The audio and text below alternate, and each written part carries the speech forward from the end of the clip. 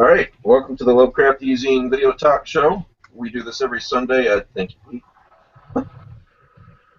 Yes, we'll cover Pete stuff first. We do this every Sunday at 6 o'clock Eastern Time. 5 Central. God, you're killing me. Yeah, he's either frozen. I don't know what's going on. No, he's not frozen. No. All right, so Marc Michaud is going to be on. I did a video test with him earlier. I should say hopefully he'll be on because the video test went fine, but he hasn't done it yet. But we got plenty of things to talk about, right? Yeah, what do you have going on, Pete? Reanimatrix? Yeah, I'm still shopping Reanimatrix around. I'm waiting to hear back from some editors. Working on some stories. I'm working on a collection of Professor Peasley stories. Well, actually, it's the Peasley family. The working title is the Peasley Papers, and it would deal with collect a whole bunch of stories, not just Professor Peasley, but his wife and kids and grandkids. So this will be a whole collection, a collection. Yeah. Peasleys? Of Lovecraftian time travel stories. Oh, that'll be cool. So, how far away are you on that? Yeah, did you read the story Glimpses by A. Atanasio? Yeah. Yep. Yeah. No. The one of the issues I have is like, how do you deal with the Yog-Sothoth problem, which is if he is contemporaneous contemporaneous with all time. How do you depict that? How do you work that into a story? Really? And I actually thought Glimpses was a really good way to do that. That's still stuck with me after all those years that I read it. Because when I think of Lovecraftian time travel, I think of like, it's like in the setting of something like Yog-Sothoth, how does that actually work? So I'm kind of interested to see what you write. Yeah. I actually don't know that I've touched on Yog-Sothoth, but now I might. Yeah, I have. I'm just glad nobody has said, "Oh, Joe, why don't you be Yog-Sothoth in a story?" I hope nobody gets any stupid ideas. Well, go ahead. Yeah, right. Being There a were two versions of Glimpses. There were two versions of Glimpses. The first was in Nameless Places, the Arkham House collection. Right. Which is longer, and then when Atanasio, is that his name? Atanasio? Atanasio? When he came out was a collection of his own mythos stories, and I can't remember what that was. Twice Dead Things. Yeah. It was from Elder Signs Press. Right. Yeah. Second, there's a shorter version of Glimpses. The first one is a little more Drolithian and pulpy. So it depends on which one you read. Let me put you on the screen, Pete. Hang on. Keep that up there. Oh, cool. Yeah. Oh, yeah. That came. So what about any more news on that anthology you just edited? Legacy of the Reanimator. Legacy of the Reanimator. So there were copies available at Necro, and I'm trying to get copies available for the film festival. Yeah, there he is. We'll see. We'll see what happens. Hey, Mark. Sorry about that. I didn't get your first email. I'm glad you resent it.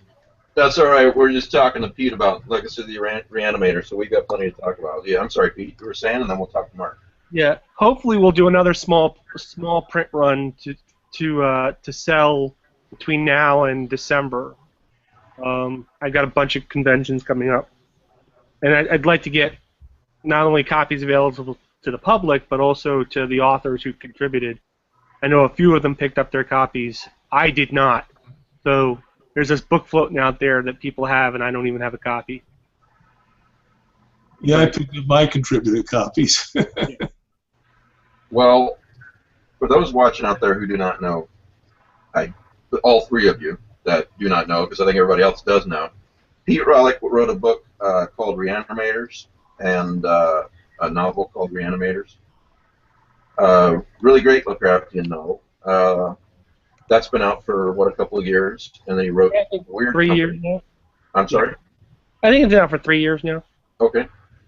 He wrote a sequel to that called The Weird Company, which has been out for a little while. Year. And so Reanimatrix is coming in sometime in, what, the next year or so, you know. Yeah, you know, I think that if I can get the publisher thing straightened out, I think we're on target to get out by October of next year. So Right. that'll be fun. Well, Pete's got to leave us in about 25 minutes, so I want to talk about Pete's stuff first today. But Marc Michaud is on the show. Really glad you're here, Marc. And I think you know Joe Pulver. I think you've heard of Rick and Matt probably, and Pete. So. Well, it's a small field. We all kind of know each other. So. Yeah, we all met at Necronomicon. Yeah, Mark was at Necronomicon. No, that's right. I didn't get to see you, unfortunately. I didn't get to see Mark at this Necronomicon, but I remember him well from 4 of the other 5. Back in the good old days. Yeah. You used to edit for Mark, right, Joe?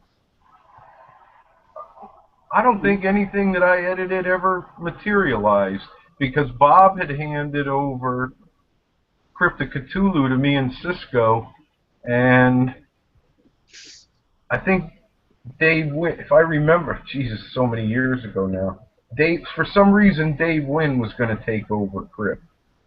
How about Cthulhu? Midnight Shambler and Tales of Lovecraftian Horror? I don't remember if they were Necronomicon Press or not. I mean, I did. I did it. Some of Yeah, those. go ahead, Mark. Yeah, I distributed. Bob Price printed Tales of Lovecraftian Horror and Cthulhu Codex. Did a number of issues. Yeah, I think I did 1 issue of Codex and a couple of Tales of Lovecraftian Horror and 1 or 2 Midnight Shambler. I don't know. I'd have to go searching through the shelf over there between all the crypts and all the other Necronomicon Press stuff I have from back then. Because you were a treasure trove, man. Wow. Yeah, actually, I want to read a couple of sentences that Rick sent to me, which really introduces Mark nicely, I think, and then say something about this. Anyway, reading Rick's email. Synopsis. Mark is the publisher of Necronomicon Press, which kept, and this is really important, which kept Lovecraft fandom alive in the 1990s by publishing all of Bob Price's fanzines that had originally been part of Cryptic Publications, publishing Lovecraft studies and a ton of chapbooks by HPL, Robert E. Howard, Ramsey Campbell, Peter Cannon, and more. So that, you know, I've been doing this for almost 5 years, and because of the way things have played out, and I have a lot of followers, you know, I guess Lovecraft eZine is in the spotlight. But, you know, Mark is a guy that we want more people to know about, because if you don't know about him, a lot of us in this small circle do, but maybe a lot of people watching for the first time don't. And, you know, he's been around for a long time, keeping everything going. We want to show a sample of some of the stuff he published. All right. Anyway, I'm trying to say, Mark, you're really appreciated. So. Oh, thank you. Actually, this spring will make Cool Brian Lumley's Cool Warning and Other Omens, and Other Omens. It has omens twice in the title. All right. Mm-hmm. We've got a book which Pete and I use as the Bible, The Chronology Out of Time, by Peter Cannon. I got that. Yeah. I got both of those. I got Joan Stanley's. You got Joan Stanley's there, Rick? That's a great. I've got that down. I don't have it with me, but I do have it. Okay. I figured you and Pete. Oh, I remember that. Gore Kinslayer, which was a Robert E. Howard round robin. Yep. Everybody in fantasy in the world in this book. I know. Wagner. Tierney was in that too. That was a good book. It has one of Wagner's best pieces of writing. If you're a Carl Edward Wagner collector, you've got to have this book. Yes, everybody. I still have a lot of copies. You've got to have that. Oh, really? Make sure you Ramsey, put the link up on the board, Mike. I will. you've got Ramsey Campbell's collection I of did. sword and sorcery stories. Far Away and Never. That's one I don't have. I've got a Donald Wandry selected poems or collected poems here. I got that. Good book. J. Vernon Shea in Search of Lovecraft. Nope. No got that Remember, one. Lucas, we have the Joan Stanley book over by Pete. You want to say something, Pete, so you get picked up? Oh, yeah. This is actually, a magnificent book, and I really wish It sure is. if there's anything you could bring back into print, this. Yeah. Oh, This- what a shame that book is not in print. I've been thinking about it. Sort of the forerunner of that story Wisdom. Yes, Also- that's exactly how I compare it. This is the forerunner to the Starry Wisdom anthology. Yep. It's just an incredible detail of the books and the provenance in the Miskatonic University Library. Mm-hmm. A lovely book, and I understand she's still around. As far as I know, she is. I saw her a few years ago. She has really bad arthritis, but she's still kicking. I mean that more figuratively than anything. But she's still kicking around. And last but not least, Mark has come out with a new book, The Color Out of Space, That's a great cover. with wonderful by Jason Eckhart. Yeah, that's Jason Eckhart. He's one of my best friends, and I think one of the best artists in the Lovecraft field. Mm-hmm. And also a Lovecraft scholar too. And he was one of the original bunch with you and ST and Bob, that whole crowd. Yep. You got to remember, I started all of this going. This spring. It'll be 40 years. Wow. So if you think you're tired after 5 years of doing something, you could imagine. That's why I kind of stepped back from publishing, just because life got too much in the way, and but it's been a long, long time, and I thought it was about time now that I start coming out with a few items, just so people will remember. Well, speaking of that, now I linked to your website on today's post at the Lovecraft eZine website, and also if you're watching this on YouTube now or later, it's the first link in the section below the video. But it's Necronomiconpress.com, if I remember right. Is that correct? Or necropress.com. Or Necropress.com. Okay. Yeah, so I know that Rick and these other guys are a lot more knowledgeable than me, especially Joe, because Joe's really been around for a really long time. A nice word. Oh yeah, Well, Rick and Pete have as many Necronomicon Press books as I do. The only thing I have that they don't have are these. It's a Now, book. What is it? What is it? We can't. It's Yeah, hold it up. Oh. Put that up on the screen. There's one. Show that again, Joe. The audience is it's on the screen for the audience, whoever talks. Oh. That's nice. These are my guest badges from the 2nd, 3rd, 4th, and 5th Necronomicons, the original ones back in the 90s. I unfortunately wasn't at the first one because I didn't know about it at that point. And I heard the rumor is that the badges from the very first Necronomicon were all designed by Gahan Wilson. So people's names appeared in Gahan Wilson's writing. But these are my 4. They're old treasures because I went to my first Necronomicon as a wallflower and just stood there going, "Oh my God, oh my God, oh my God," to Brian Lumley. Of course, you know, and I had a great time. And of course, I had a manuscript at that point, which was Nightmare's Disciple, and I was looking to find out which one was Bob Price, because it's like I had a manuscript and I didn't know anything about anything, and I thought, well, if I get somebody to read this, well, they'll probably tell me, "Hey, stupid, shut up and stop writing." But such was not the case. So, but man, those were great conventions to me.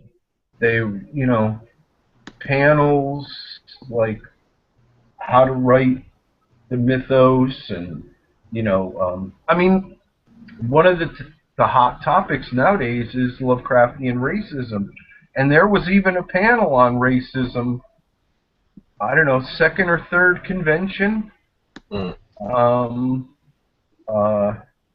And of course, you know, there was a little movie room where we watched VHS movies on, I don't know, in my recollection, most of the time was like 27-inch TVs. And, you know, a lot of this stuff I hadn't seen. Gaming, there was all kinds of gaming. Bob Murch was at one and had incredible, because he used to do all the little Lovecraftian, the little, I think they're lead, the figurines. They're all way to hell over there, for Call of Cthulhu. And he had a couple of tables worth of just wonderful little things. I mean, this is the first time I was ever at a dealer's room that wasn't comic books. So to go into a place where, you know, there's all the Arkham House books sitting there, and, you know, all the Necronomicon Press titles, and, you know, you're like, okay, maybe I can skip lunch today and buy a couple more of these. And did he do that a couple of times? Oh, they were just wonderful, wonderful conventions. You know. Well, thank you. I'm going to let Rick be Johnny Carson here for a bit, and you can be Ed McMahon, Joe, and I know Rick has a lot of questions. Yeah. For Mark. So yeah, take it away. Okay, Mark. I'm gonna plug Gore Kinslayer some more. Just to tell you who's in. This is an interesting history. This was originally in, correct me if I'm wrong, Fantasy Crossroads, I think was the fanzine. Yes, it started in there. It started in there, but it never ended. It was going to be a novelized, a novel's worth crossover with Robert E. Howard, Carl Edward Wagner, Joseph Payne Brennan, Richard L. Tierney, Michael Moorcock, Charles L. Saunders, Andrew J. Offutt, Manly Wade Melvin, Darrell Schweitzer, A.E. Van Volt, Brian Lumley, Frank Belknap Long, Adrian Cole, Ramsey Campbell, H. Warner Mole, Marion Zimmer Bradley, and Richard A. Lupoff. And it didn't finish, and I had read some of it, and I said, well, I didn't collect the whole thing because I felt that, you know, it didn't finish, so what's the point? And then you came out with this excellent volume. Did you have to get permission of every writer to print those Yes. segments?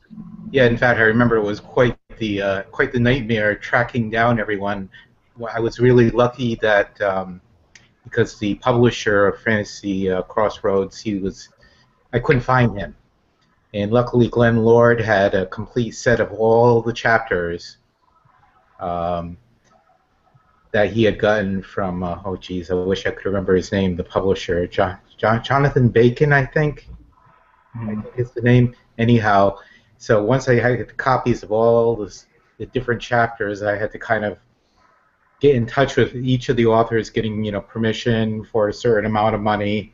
And I had just started, like, I was about halfway through the whole process, and then of course Brian Lumley's like, well, that's not enough money for everyone. You have to give more money than that. So of course then it started the whole circle over again, and somewhere I have a folder full of all contracts signed by everyone who contributed. But I remember that was quite the ordeal, but it's a real fun read. And Were there any had some writers passed away since that was originally submitted? Let me think. I trying Was to remember. Brennan still alive? No, Brennan was. I believe Brennan may have been alive when I did that. That was. I really don't remember. H. Warner Munn may have passed away, and I think I had gotten permission from his son. I'm looking at that shadow poster as I listen to you guys talk on Mark's wall. I'm sure Rick knows. He looks over my shoulder, make sure I stay out of trouble. Oh, I mean, as observer, I didn't realize you were a fan of the Shadow. Yeah, But that's Rick's got a.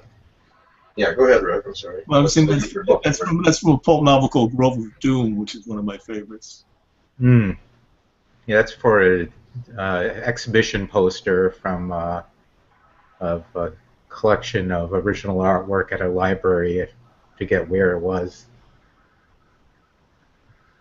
I can't read it from here without these glasses, so we'll have to live in suspense. It's from an art show, okay. That's the shadow in the net, if anybody can't see it clearly. You also, now I haven't read this, and I had forgotten you had published this. You had done a collection of stories by Joyce Carol Oates, The Demon and Other Stories. I'm a little curious about that. How did that come about? Actually, that's one of those little proud moments I have in our. For a number of years, we published Necrophile, which was a review magazine of modern horror, and we had covered some of her books in there, and out of the blue one day I got a postcard from her, Joyce Carol Oates. I was like, holy cow, what's this about? And it's thanking me in the publication for being the only ones that got her writing right.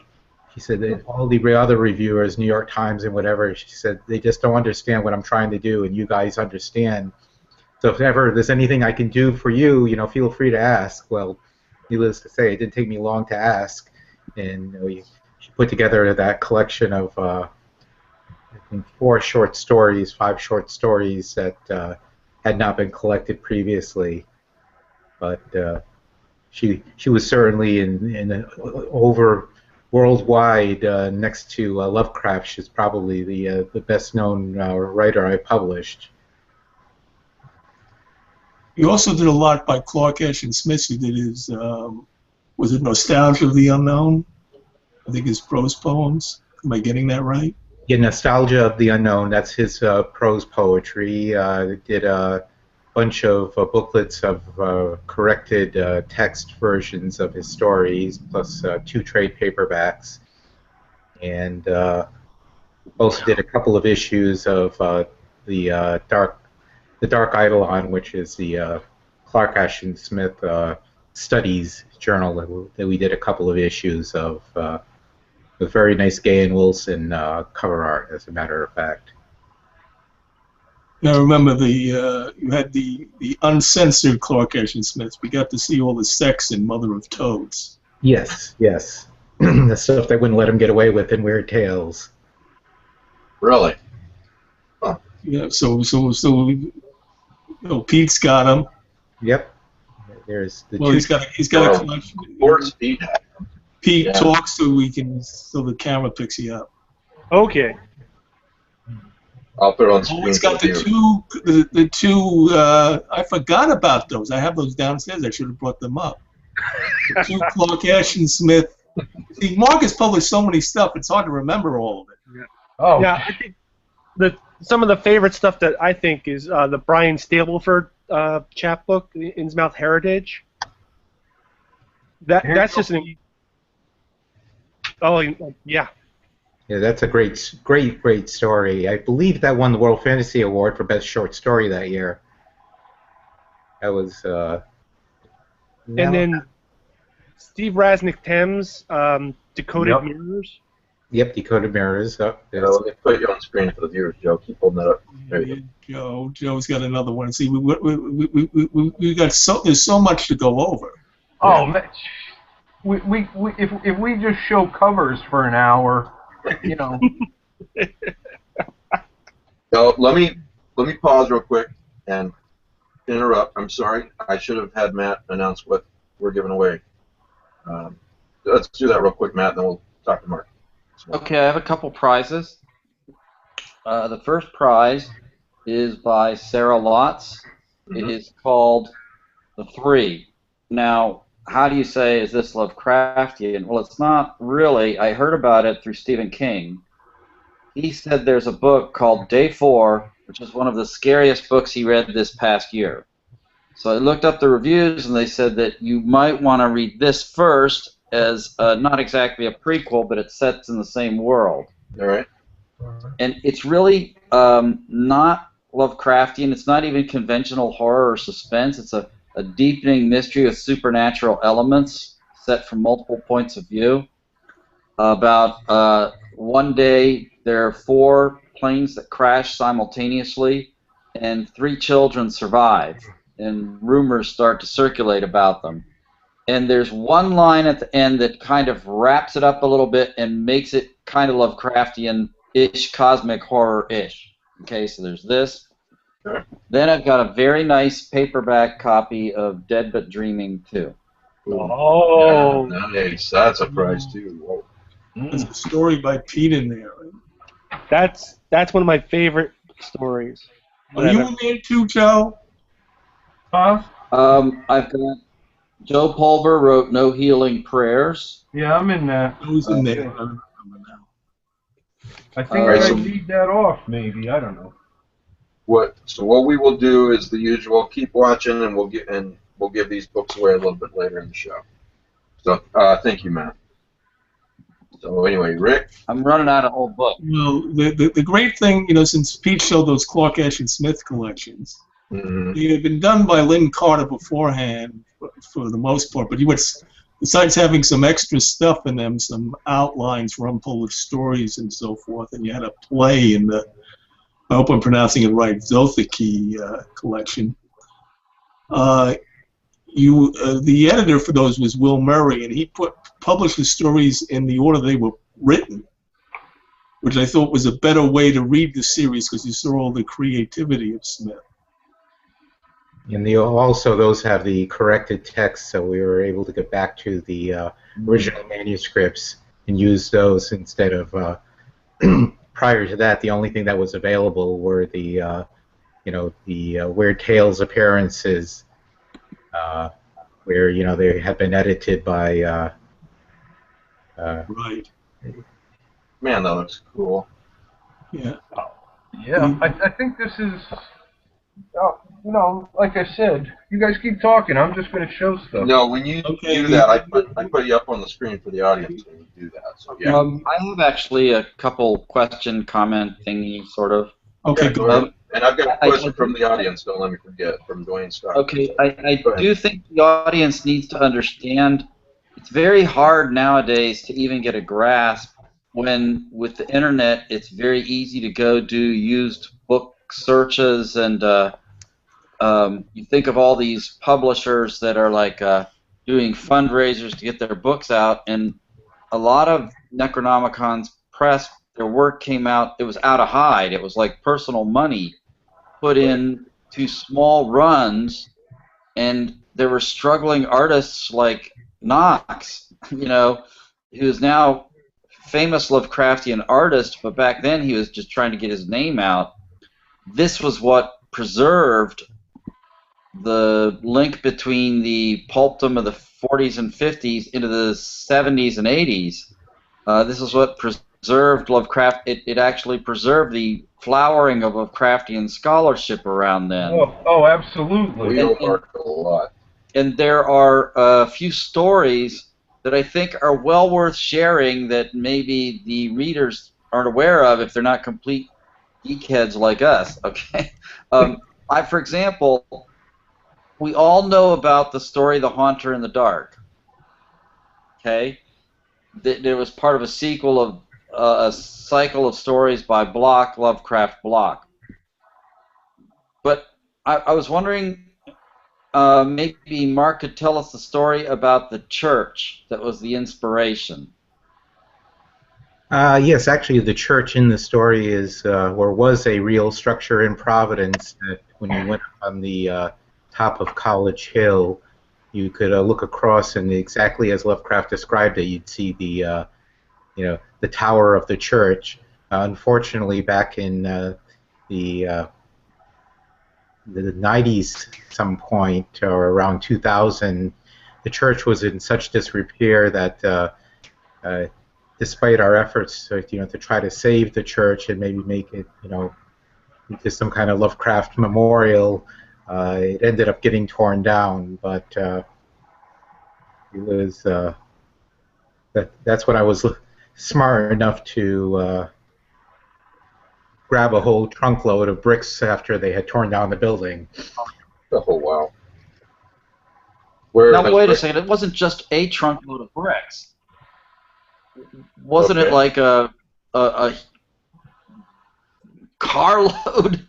The trunk load.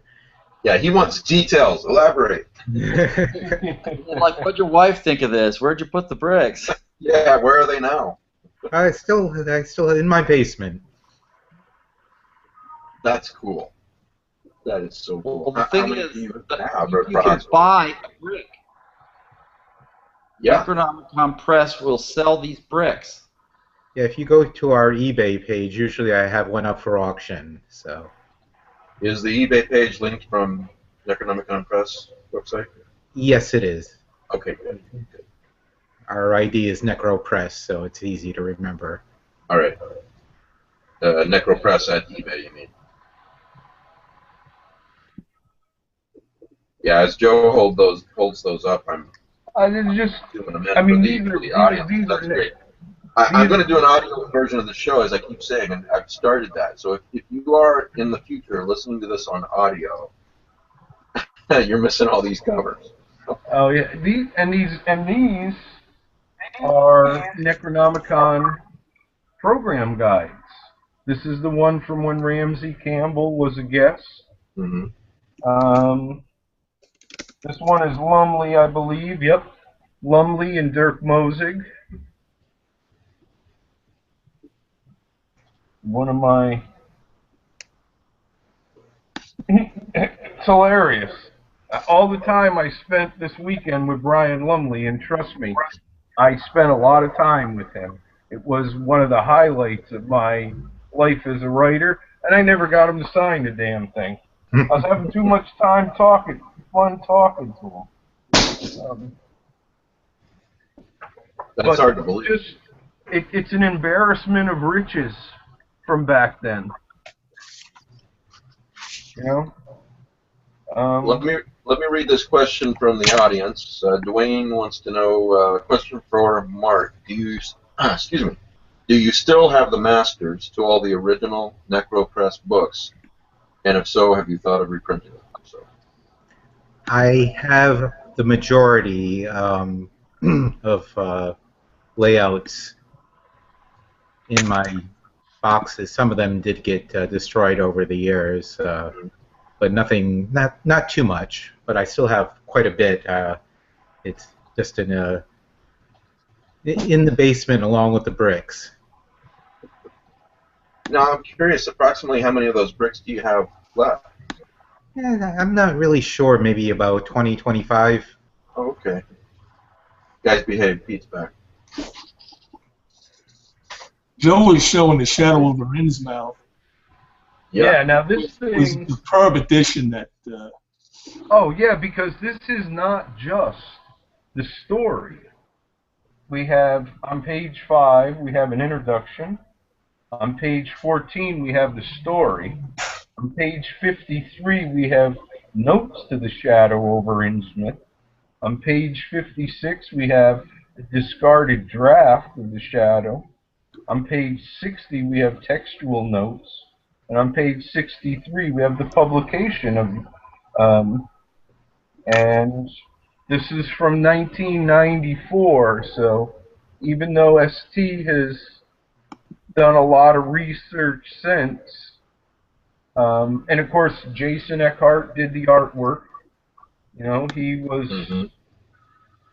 Some of the best work in I that. mean, he was Jason Eckhart back then. It's like, damn, you know, what great art.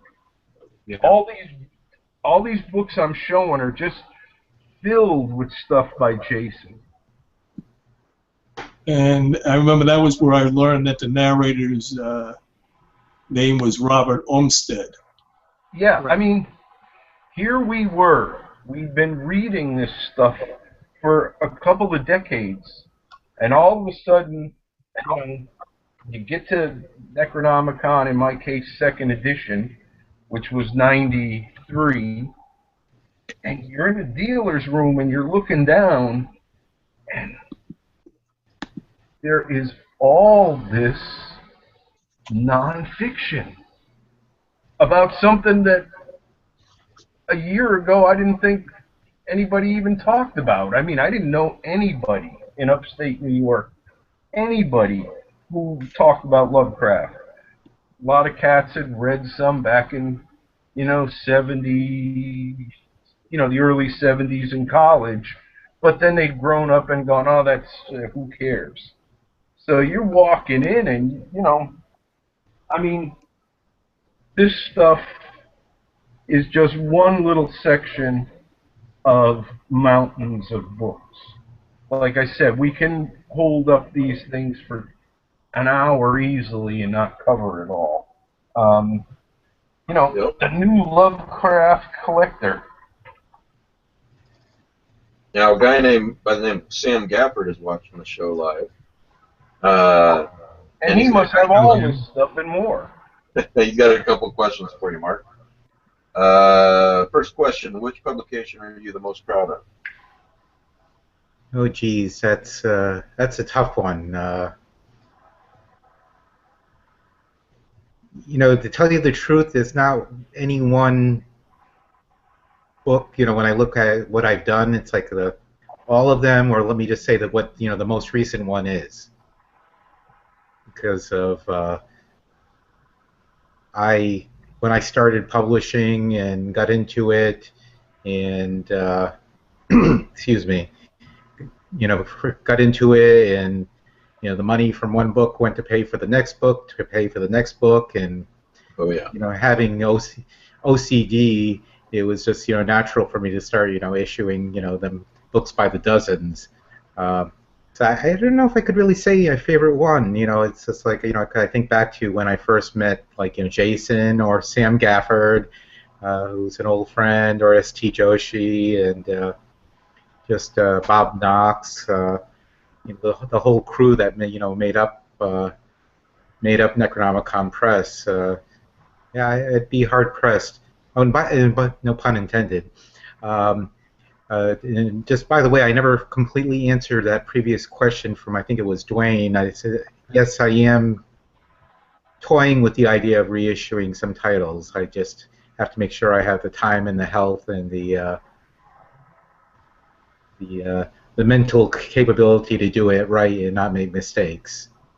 If that does happen, please send me an email and let me know so that I can let my readers know that they're out there.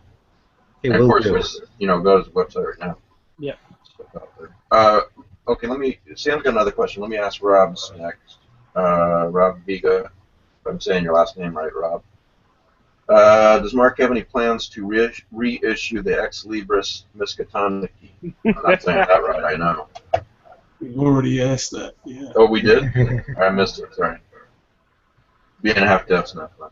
Yeah, I may reissue that because that was one title that was really asked for a lot at the Necronomicon just in Providence, and it's just a matter of me digging out Joan's contact information and see if she would okay that. Yeah, because that is just a fantastic book. Well, in the course of sitting here, I looked up her contact information and I know where she lives and her address. So. In a non-creepy way. Yeah, completely non-creepy way.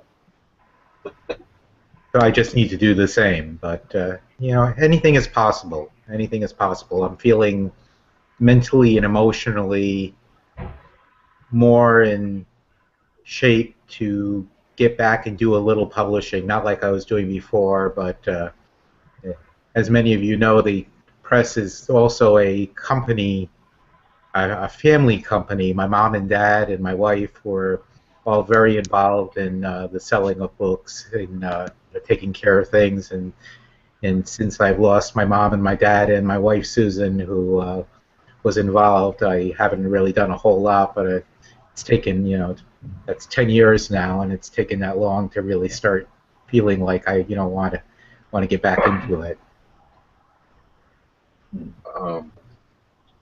I'm sorry I missed that title. Ask the question twice.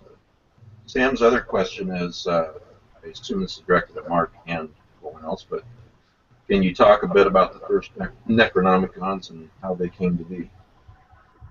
No, I guess I can do that. It's funny, I wanted to mention the story that Joe was telling about Gay and Wilson designing the name tags. Actually, that was an idea I had of, I asked him if he would handwrite out the alphabet for me, and then I scanned in all the individual letters and made a typeface out of it. So when we went to go and print out everyone's name tags and whatever, it looked like Gay and Wilson had handwritten it. There was a couple of letters that didn't work out. I think the O looked a little bit too much like an A, so one of our attendees, whose last name was Ross, he wasn't too happy that it looked like he was Ras. But yeah, the first Necronomicon we worked on, it was a guy named Frank Hummel in Boston. Loved the Centennial Conference that we had at Brown in 1990, and had the approached me about, you know, why don't we do a regular Lovecraft convention every, you know, couple of years, just so we can keep that feeling going. And Frank's really the one who pushed and got everything into place. Joan Stanley was involved. Sam Gafford, who's watching us tonight, he was involved. Had a number, you know, myself. It was a lot of work. I give credit to the people who did the Providence convention I just went to, because it's a hell of a lot of work, as I know, and they're doing it on a much larger scale than what we did it. But that first convention, getting Robert Bloch to be the guest of honor and Gay and Wilson, the artist guest of honor, and you know, and that ended up being, you know, Bob Bloch's last convention, as far as I know. You know, he passed away not too long after, so we didn't want to scare everyone away, because L. Sprague de Camp, that was his last convention too, I believe. So I think some of the guests. No, Sprague was after Bloch, because Bloch was at the first one that I didn't know about, but Sprague was at the second one, because I did meet him and talk to him. Yeah, and then he died shortly after. Ramsey and Lumley. Fred Chappell was a guest of honor. Remind me, what year was that first one again? 93, right? That sounds right. 93, 95. Wait a minute. 93, 95, because 95 I think was in Danvers, and then 97, 99, and 2001. Yeah, those were the Providence ones. And you can actually online, if you go to hplovecraft.com, you can find the complete schedule for the first 5 conventions. You know, list of all the panels and who was on them.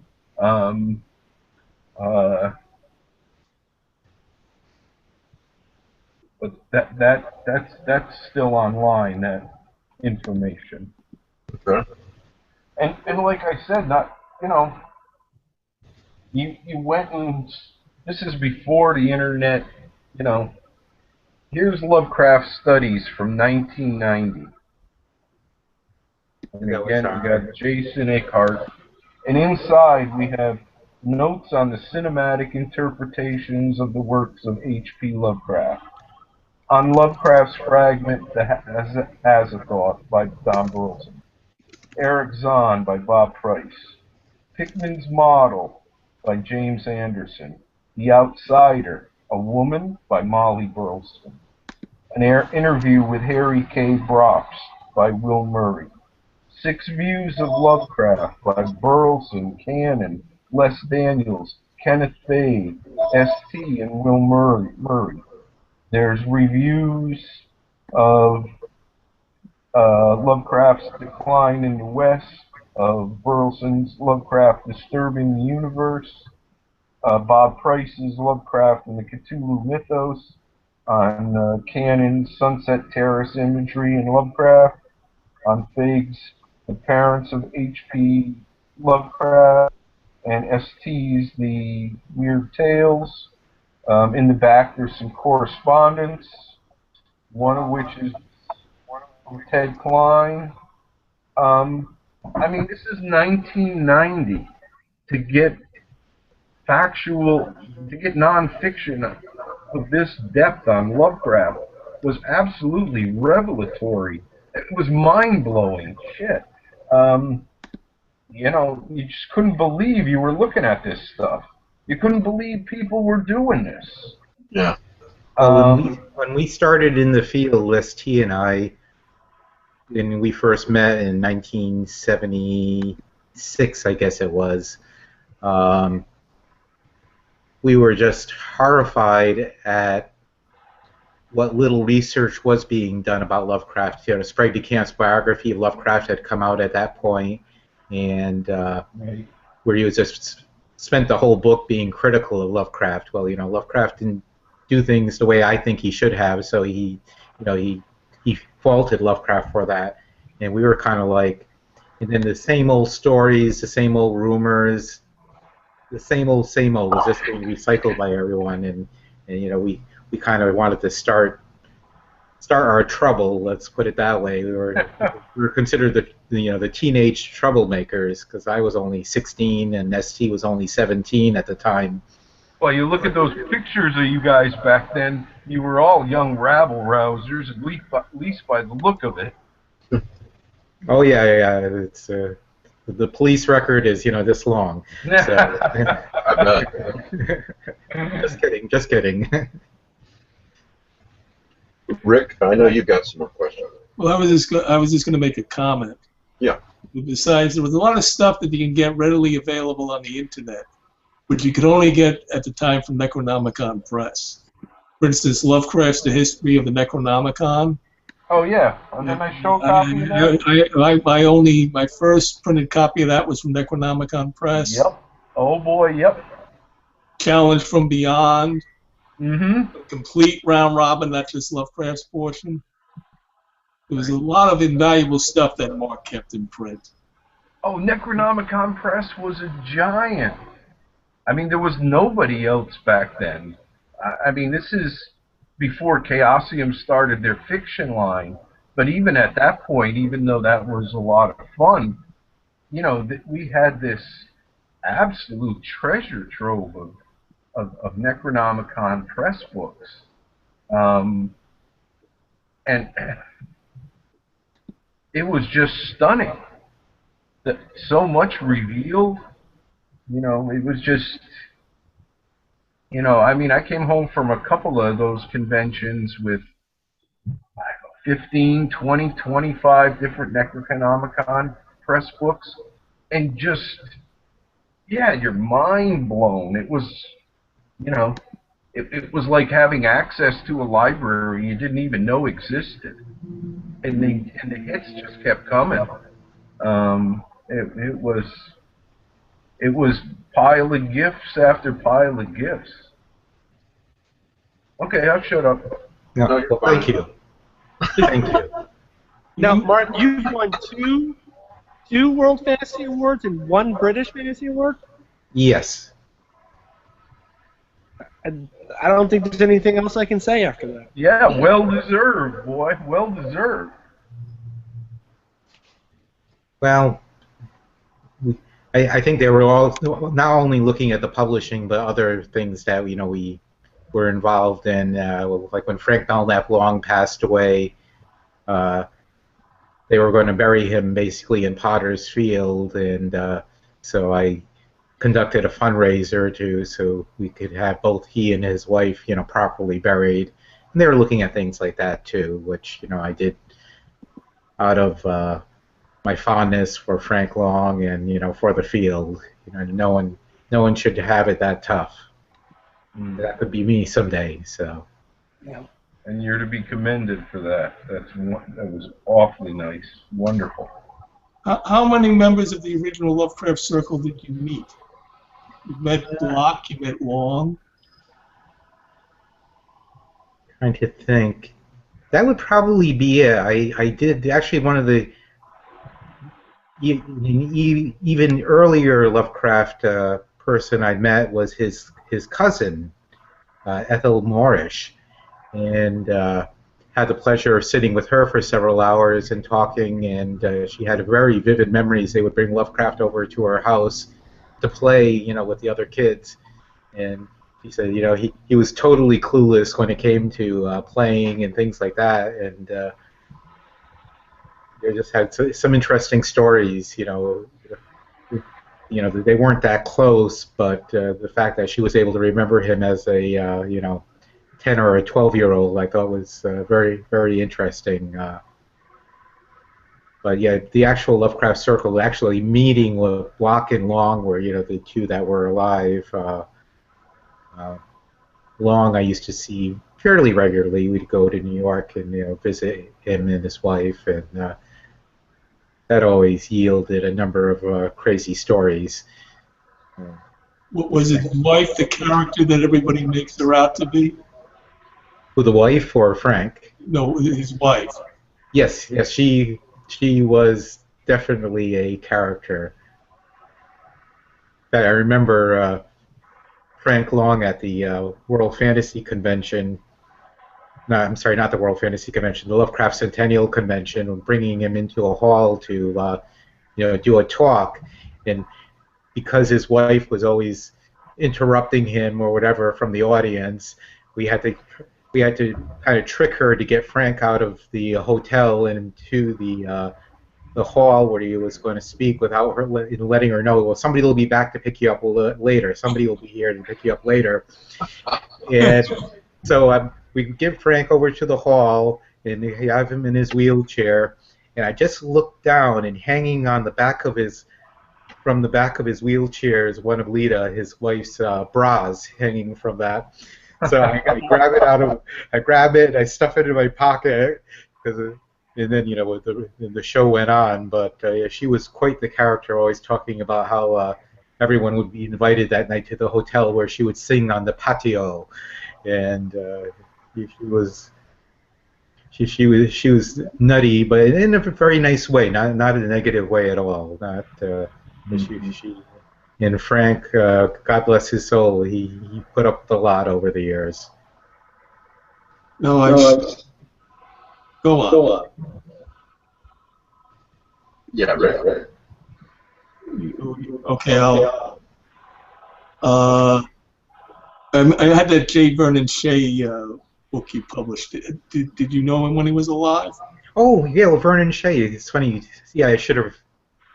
Shame on me, because Vernon Shea was a close friend. Loved the man. We would get together whenever he'd come out for a convention or whatever, and spent many an hour on the phone talking, exchanging letters, and just a wonderful man. It was very, very sad when I heard he had just suddenly passed away, and he living by himself. They didn't realize it for a couple of days. It was a very sad way to go, but he was another one of those good old timers. See, I'm probably leaving people out as we're talking, and right. One of the items we published in here was a story called "The Snouted Thing," which was a collaboration between Shea and Lovecraft.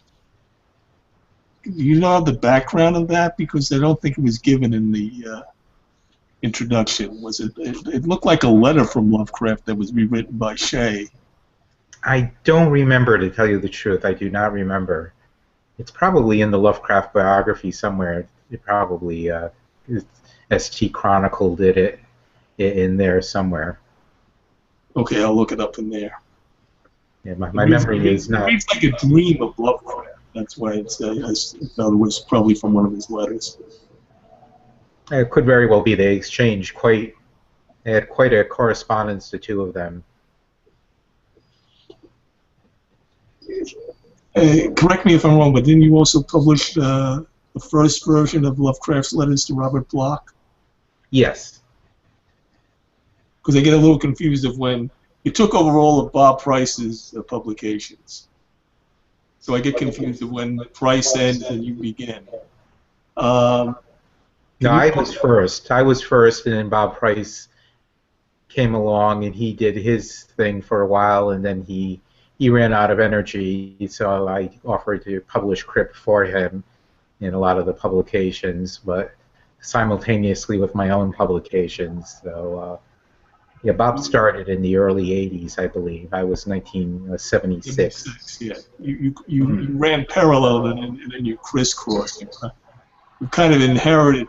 Who originally published Lovecraft studies before you? I did. Oh, you did from issue 1? Yeah, from issue 1. Because Wikipedia only has you from like issue 21 or something. They're going to correct that page.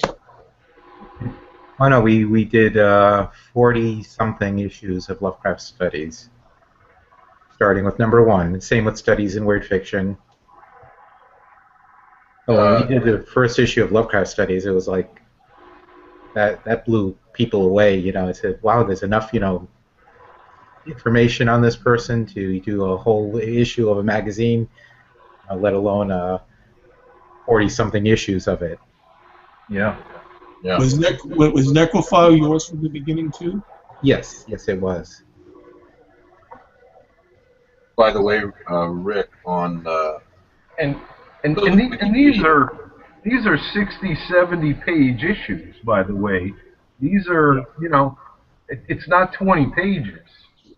And they've got huge things in there. Like, I remember some of Will Murray's articles were excellent. Oh, the original crew that run, Burleson, Price, St., Will Murray, Peter Cannon, Kenneth Fay, they're in all these issues. These things were just, like I said, and literally mind-blowing. The factual material you were getting. It's funny because at Necronomicon, I was mentioning some of the stuff that you guys published and that it was available. I hadn't seen it available in that quantity for years. And somebody made the comment that, oh, well, most of that stuff, those references and those ideas, I can find those on the internet. It's nothing new. And I was like, this is where it all came from. You only have it on the internet because somebody else wrote it down first. Yeah. Here's the beginning of an article by Molly Burleson. Could the outsider have been a woman? She may very well have been. When one reads H.P. Lovecraft's The Outsider from a woman's point of view, one sees beyond the strange and haunting, and much discussed and criticized story, and into a woman's mind. And then it goes on, and you're just like, huh? I mean, for this bumpkin, I never considered that story from a female perspective until I read this particular article. Right. And it just changes everything. And issue after issue is loaded.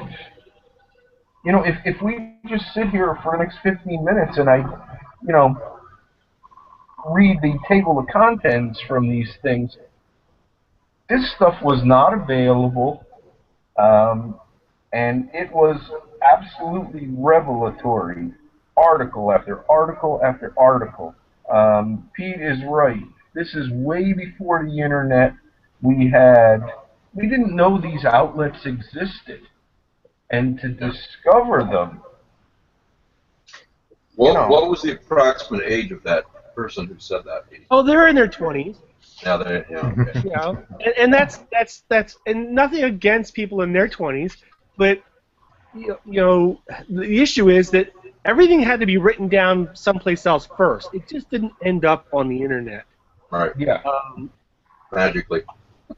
People have to write it down, and there's a lot of, you know, I'm reminded of that scene in Jurassic Park where it's like you didn't create anything, you just built on the shoulders of other giants who wrote stuff down before you. And it's the same thing. Without what was published in Necronomicon Press, a lot of the work that we have now, look, I'll fully admit it, the Chronology Out of Time by Peter Cannon is my go-to reference book for a lot of the work I've done. Yeah.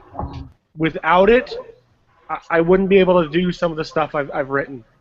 And this original circle, yeah, that coming together and feeding off of each other and inspiring each other and fueling each other. My word, that must have been so heady. I can only imagine, because just as a fan at that point, what they were producing was mind-blowing. To have been participated in those gatherings. Wow. Yeah. The mind reels. That must have been so much fun. Oh yeah, we had a great time when we get together. You know, just throwing ideas around, basically. You know, what if this? What if that? And I suspect a couple of minor disagreements or two along the way. Well, not really. We always. I didn't mean anything bloody. I just meant, you know, I could see maybe ST saying, "Oh, it's A," and Bob saying, "No, I think it's C." You know, kind of thing. Well, ST is ST. That's. Yeah, that's true. I don't know if we call that even a disagreement when he's involved. It's just kind of. It's A, and that's it. Do I remember? All these decades later, it's still A to ST. You know, he's perhaps softened, but that's about it. Yeah, Pete? Do I remember a little letter feud between Ramsey Campbell and Brian Lumley in the back pages of Crypt? That could very well be. There were a number of feuds that took place there over time. That could very well be. I don't remember that specifically, but... Yeah, so once again, for the internet people, you know, when you had a feud with an author, you sent letters to Necronomicon Press, and they published them, and they called each other out. And the argument would last years. This was before internet chat, you know, internet blogs. Oh, this is way before things like even Alt Horror Cthulhu and stuff. Right. You know, yeah, those letters pages were... And the thing is you could open those letters... You know, here'd be a letter from Robert Bloch to Bob Price going, "Oh, that was a hell of an issue, Bob. I really love that. Oh, and that little non-fiction piece by blah, blah, blah. Oh, I never thought of it that way. That was really just, you know, I mean, Lumley sent in letters, Campbell sent in letters, Bloch sent in letters. Yeah. Gahan Wilson would send commentary in the form of drawings. You know, those things were just wonderful. Yeah, this is where it all started. Necronomicon Press was the fabled city on the hill, and you know what was coming down from on the stone tablets was, you know, just give me more. Well, thank you. Sam Gafford just commented again, and I really do want to point this out. Sam says, "I published a book about those heady days of early Lovecraft scholarship. It's called Providence Howls. Oh, right, Memories and Miscellany." So. Yeah, it's on Amazon, I think. Yeah, yep. I'm looking at it right now. So. All right. So we've sung your praises. And I know you're talking about maybe doing some future work. What could get you back in the game big time? Would you consider picking up new original writers again and putting out new stuff? I'm not sure. To tell you the truth, I've fallen so behind on what's going on in the field. I really don't know. I'm not really up on things. Pete will organize a round robin that he won't be able to pass on. We're evil bastards like that. Yeah, I really don't know the answer to that question. Okay, that's fair enough. Fair, yeah. But and was that your daughter at the convention? Yeah, that's my younger daughter, Maddie. Okay. All right. She seems like she knows what she's doing. Yes, I'm very proud of her. I'm very proud of her.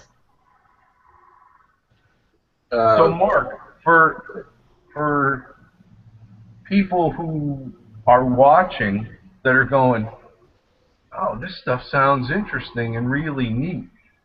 Are there copies available of any of this stuff we're talking about from back in the day still? Oh yes, yes. We mentioned early on necropress.com. That's the website. I have things for sale there, and I also sell on eBay username necropress. So they are out there. The out of print items I do sell at a higher price, but they're well worth it.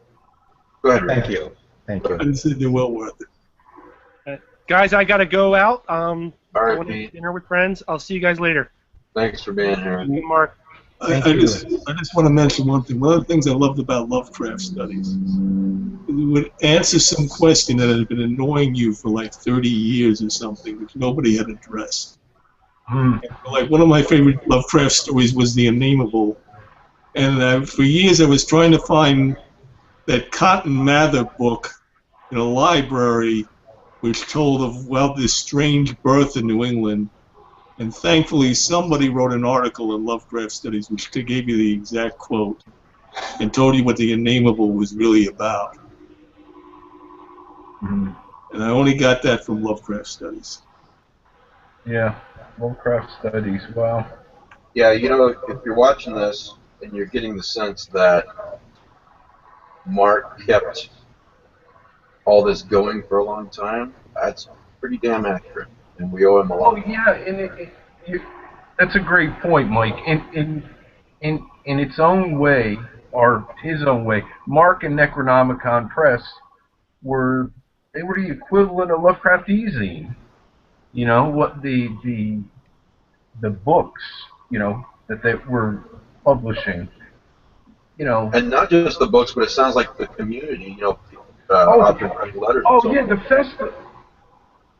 The conventions, like I said, I was only at 4 of the 5, but all right. One of the conventions in the hotel, in the middle of the hotel, was they had the pool and a bar area and a patio, and you know there were a couple of parties at night down in that area just for convention attendees.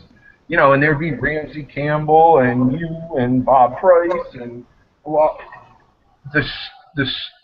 and everybody was super friendly and super nice. Even at the beginning, at the first couple of conventions, when I was absolutely nobody and just a fan, a wannabe, you got treated wonderfully. You know, you could stand there and you could talk to Ramsey Campbell for 20 minutes. You know, you could. It's the kind of thing nowadays when you go to the current Necronomicons, you know, and there's Laird or me or whoever.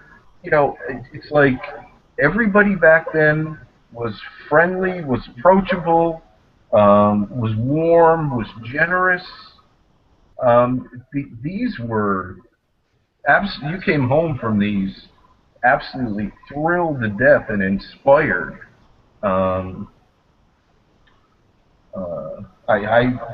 I got a billion highlights from all of the conventions that are, you know. Well, let's talk about that a second before we go to specific points. This all started back in, I believe, was it 1990 with the Lovecraft Centennial, right? Yes. Centennial. How did that come about, and how did you get involved with that? Well, knew Lovecraft's 100th birthday was coming up. We thought it would be great to have some kind of a symposium on him. Of course, ST wanted something very, scholarly and stodgy, which was fine. Just getting it done was an amazing treat. It's an amazing trick. But we approached Brown University, the home of the Lovecraft papers, and said, we should really do something. Have get people from around the world and to come and celebrate Lovecraft and have talks and presentations, and it was just. And I remember just trying to keep in touch with everyone, getting everybody lined up. We had, some bumps in the road that you do with any gathering like that, but it was really quite wonderful. There was as Joe was saying, there was a camaraderie of people there that you just wouldn't find anywhere else in life. And I must say that in my time in the field, I could probably maybe count on one hand the number of people that I didn't particularly like that I met in the field. Just, you just see that from the conventions. Everybody's just so nice to each other. It's just we all have the same agenda, the same interests, and yeah. And while we're talking about the conventions, I mean,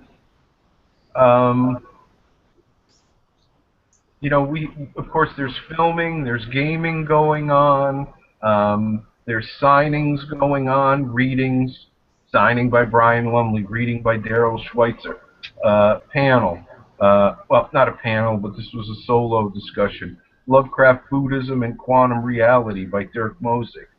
D. Filippo as a mythos writer. Faye Ringel discusses Paul D. Filippo and his use of mythos. Me, the Cthulhu mythos, and like that. Brian Lumley did a presentation. Reading by Bob Price. Howard and Lovecraft. A look at the relationship and correspondence between Robert E. Howard and H.P. Lovecraft. Blosser Joshi Schultz. There's a panel on Alt Horror Cthulhu. There's gaming. There's bus trips to the grave sites. There's short walking tours. The father of modern Lovecraftian studies. Guest Dirk Mosig, helped begin a new era, blah, blah, blah, blah, blah. Joshi, Price, Schultz. How to not write mythos fiction. Other Providence writers. The Lumley mythos. The Making of the Outsider on film. An interview with Dirk Mosig. Before the mythos, Arthur Machen. On the Outsider, reading and discussion. An introduction to the Robert E. Howard mythos. Macabre Art, Why We Do It. The Mythos in Small Press. The Psychology of Lovecraft. Why mythos films stink. How I would make a good mythos film.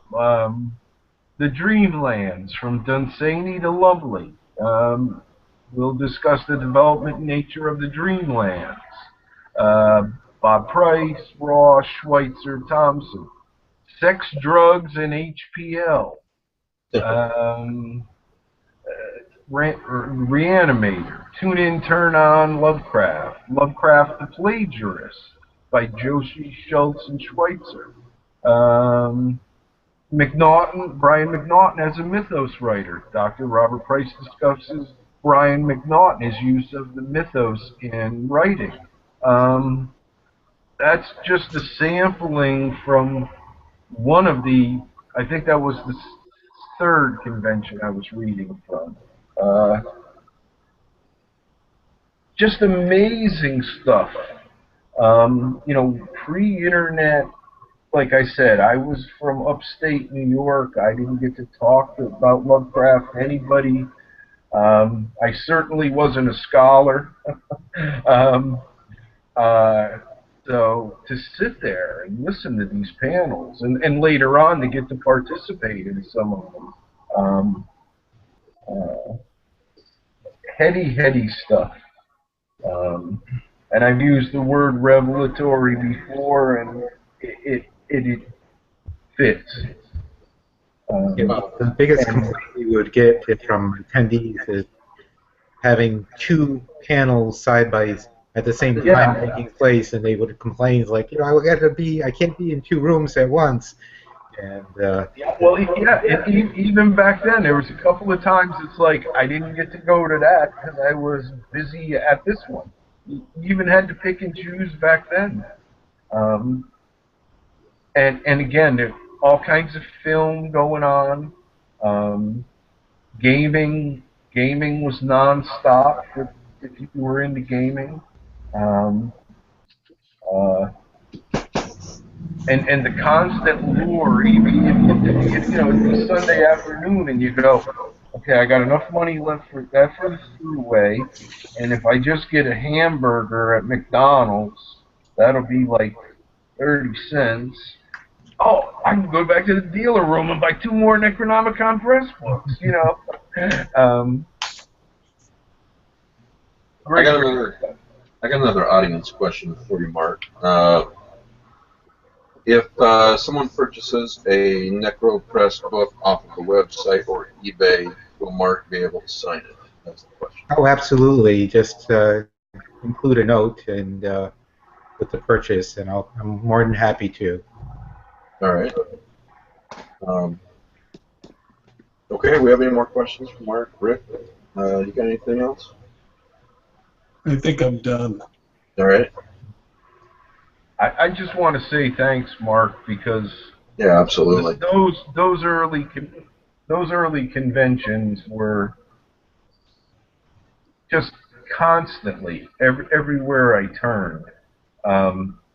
They opened doors and they opened my eyes, and I wouldn't be who I am or where I am without those conventions.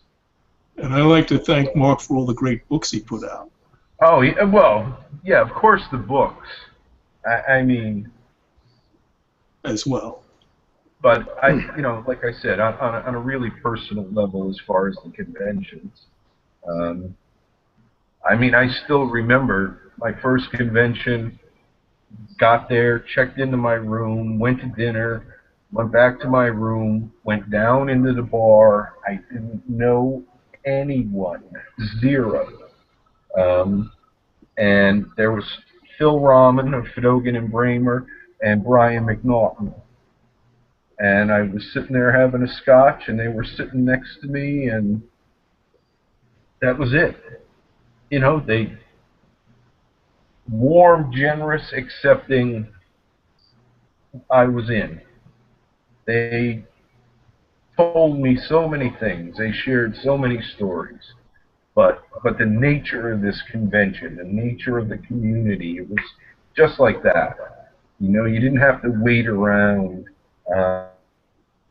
Just marvelous experiences. All 4 occasions I had the privilege to attend. Well, yes, thank you very much, Mark, and thanks for being here tonight. Really appreciate it. My pleasure. I had a lot of fun. Sorry I didn't get to meet you in person at Necronomicon, but hopefully the next one. Next one. Yeah, the next one.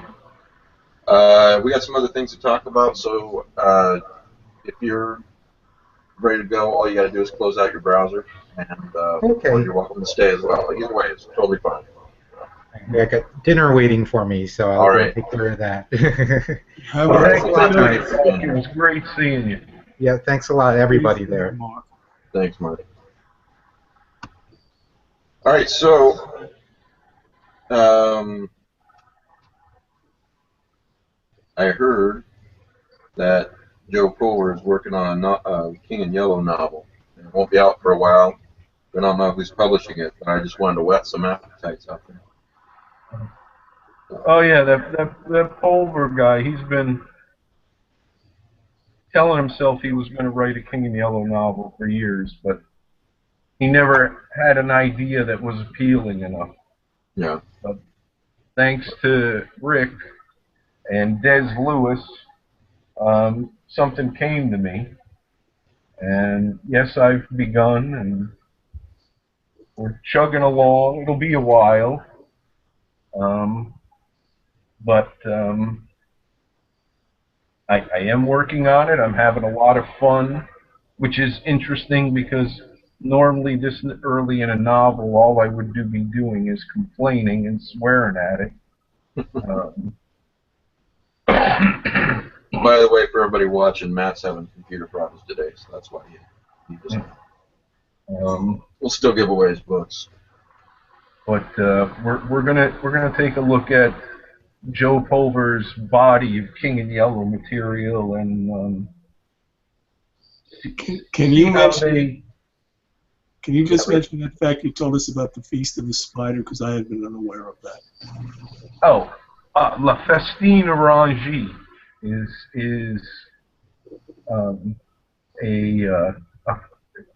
a ballet by Albert Roussel, and I just saw the cover of a CD a billion years ago, and I thought, wow, this looks really cool.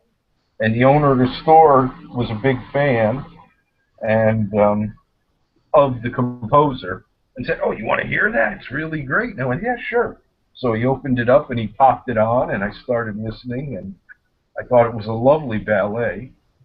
And but I said, I don't understand why it's got a spider on the cover. And he said, oh, La Festine Orangée is French for the spider's feast. And then he started telling me how the characters were dressed up like butterflies and spiders and whatnot, and I just had to have the CD. So La Festine Orangée just always stuck with me.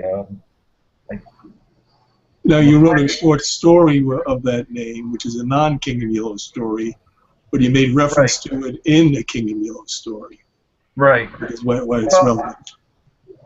Yeah, so I just want to look at the Joe Pulver universe, if there is one, and see where all these odd pieces connect to each other. And Dr. Archer is the central character.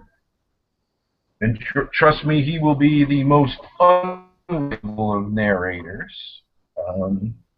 I spent a couple hours today having great fun writing the first scene, which reads as a play between Dr. Archer and Mr. Wilde from The Repair of Reputations. And my dear friend S.P. Miskowski used to be a playwright and sent me a copy of her play Feasting.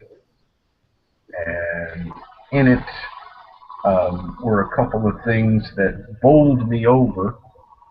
And, steal from the best is what they tell you. And that's right. So she has a character, the puppet woman, and then there are soft brown mice.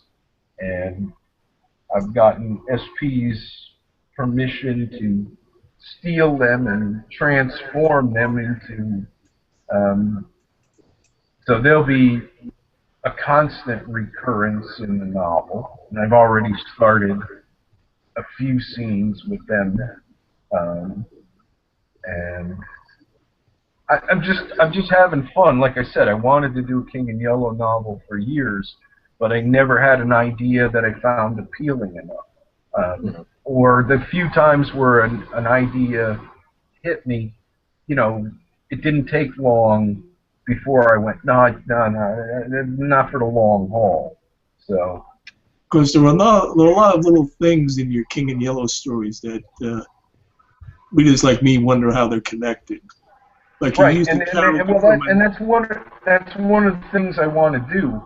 But you know, when I go all the way back early in Lovecraft, one of the things that hit me is in the Lovecraftian cosmos is if you have a 17th century Italian whatever look at the mythos, and you have a 5th century Chinese astronomer look at it, and you have a 20th century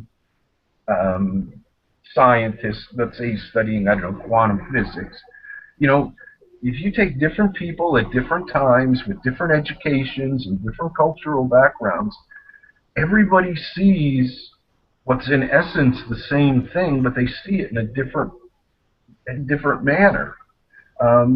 So we have contradictions in Lovecraft, and I like them. You know, as Lynn Carter and Brian Lumley and Daryl have tried to codify everything, and you know, this is this. I don't want that. Yeah, it takes too much. No, it's better if it's conflicting. It's yeah. When we have these little contradictions, that just is another facet in the gemstone. So I want to do that with my work. well, that would reflect real. You know, if these were real myth, and I think Bob Price has mentioned this on more than one occasion, they would conflict one another. Oh, absolutely. How many contradictions do you have in Greek mythology and Norse mythology and whatever? Yeah, look at and I mean that's the premise of the Doom that came to Providence.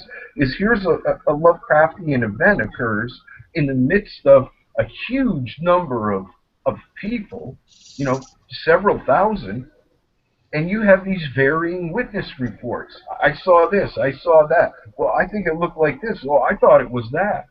And we know this is factual material from just modern police procedures that if you interview a dozen witnesses to a crime, you get different descriptions of height, weight, the color of the clothes they were wearing. So when we place this into a Lovecraftian context, where we really don't understand anything at all, for crying out loud, because if you see something down the street that looks like some Lovecraftian creature, we wouldn't be able to comprehend that even though we were seeing it. So to have more than one person viewing that thing, those contradictions are just going to get, I think, rather huge. And it makes it interesting.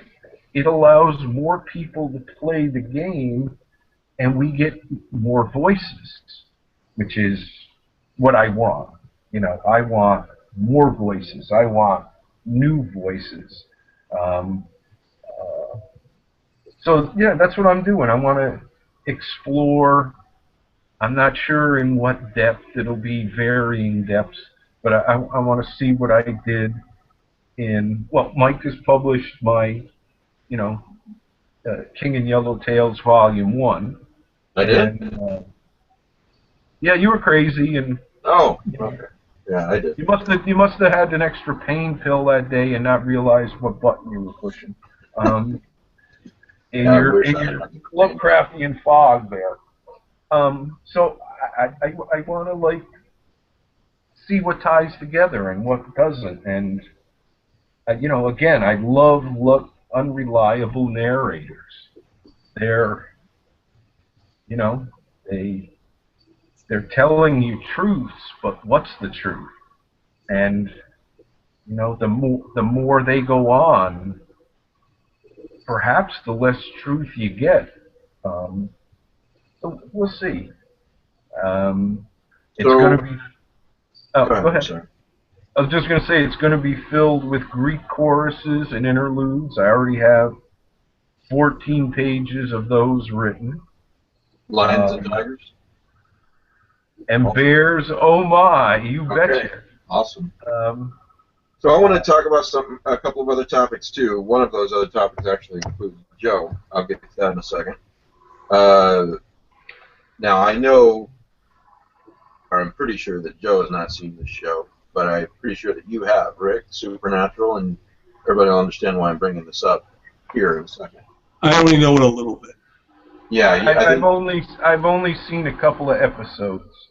Okay, well then that's fine, because you understand the premise behind the show, which is a couple of brothers who basically travel across the country, and when they find a paranormal problem to solve, someone's got a ghost problem or vampire problem or you name it, and there's some big story arcs, and I really enjoy the show. The reason why I bring this up is because I think it's October 7th they're going to start their 11th season, and they have covered so many different types of horror on this show, and what they have not covered is Lovecraftian horror, despite the fact of having Lovecraft himself as a character near the end of season 6. They really haven't covered cosmic horror per se. He was more of a cameo, and it really wasn't cosmic horror. Be that as it may, so that anybody that hasn't seen the end of season 10, and it sounds like you guys aren't watching the show, so I can probably say I saw the last 5 minutes, so I can. Yeah. Okay. So turn me off for the next 5 minutes, or mute me for anybody watching that hasn't seen the end of season 10. But by now you should have if you keep up with the show. So Dean's got the mark of Cain on his arm, and they've been trying to get rid of it for a season and a half. And long story short, they find a way to get rid of it, and right before they do, Dean summons Death, who's a character on the show. And on the show, Death is as old as God or older. In season 5, he said he couldn't remember which of them had been around the longest. He told Dean that. And so Dean says he summons him because he wants him to kill him. Death says no, because the mark isn't just a curse. There's another element to it. It's the first curse, and if he removes the mark, then it unlocks the darkness. And basically, he goes on to tell Dean this story. I mean, I'm just going to read the text here. Death refuses, explaining that the mark is much more than Sam and Dean think it is.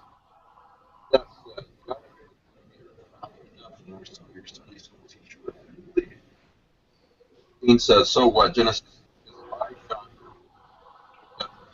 Before there was light, before there was God and the archangels, there wasn't nothing, there was the darkness.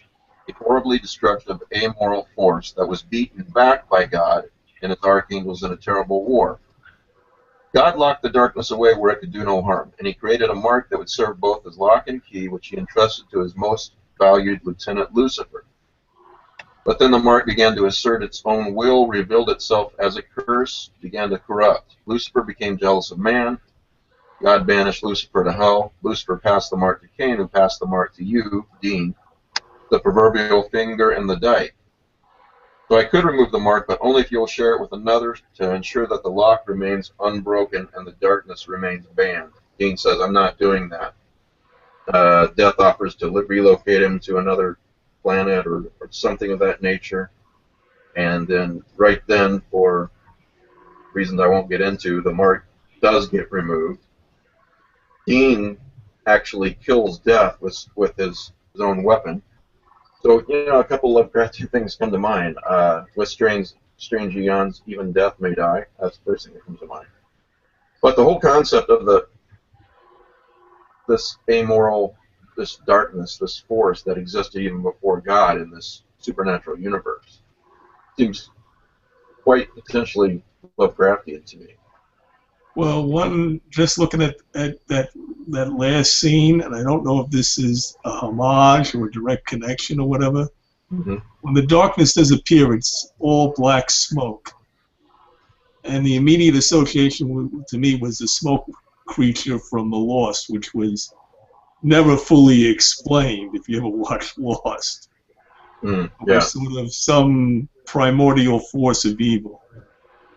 and it also they erupt, and they're these huge, almost tentacle-looking things, which I'm not a big fan of tentacles. You know, it's part of Lovecraftian horror, but I think people miss the point when they focus on tentacles.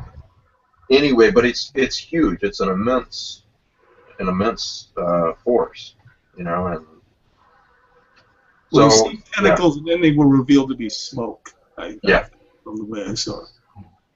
Yeah, that's a good point, though.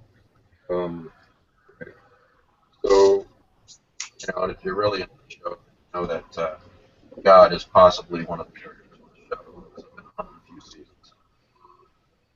So, you know, I guess if they do this right, they could really tackle cosmic horror in 10 seasons, all the different horrors that they've confronted. They've never done cosmic horror.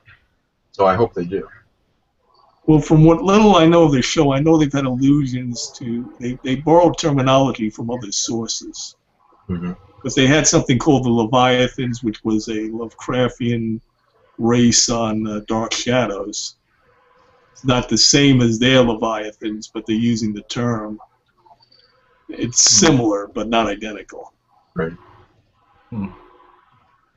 Well, you know, it makes sense after a decade to get into cosmicism because, let's face it, if we look at the state of weird fiction, you know, cosmic horror is very, very popular. It's been popular and it continues to grow in its acceptance and popularity. For good reason. I mean, let's pick on Laird Barron, whose work is brilliant, stunning, mind-blowing. I mean, look at what he's doing and been doing, time after story after story after story, with cosmic horror. And I mean, there's a lot of other people we could talk about as well, but cosmic horror has really made, you know, significant inroads into. I mean, I actually at this point see cosmic horror getting big enough and expanding, where it's possible somewhere down the road, cosmic horror might be like, I don't know, vampires or zombies, where there's such a saturation point. We're like, yeah, been there, done that. Let's find out what the next trope is going to be. Right. If we want to take cosmic horror as a trope, that is. I still think there's a lot of mileage left in it. Boy, a lot. Especially in the right you and I talked about this. The way that you and I see it, others may disagree, but we're into weird fiction, and cosmic horror / Lovecraftian horror is one wheel on the spoke of weird fiction. Yeah, one spoke on a great wheel.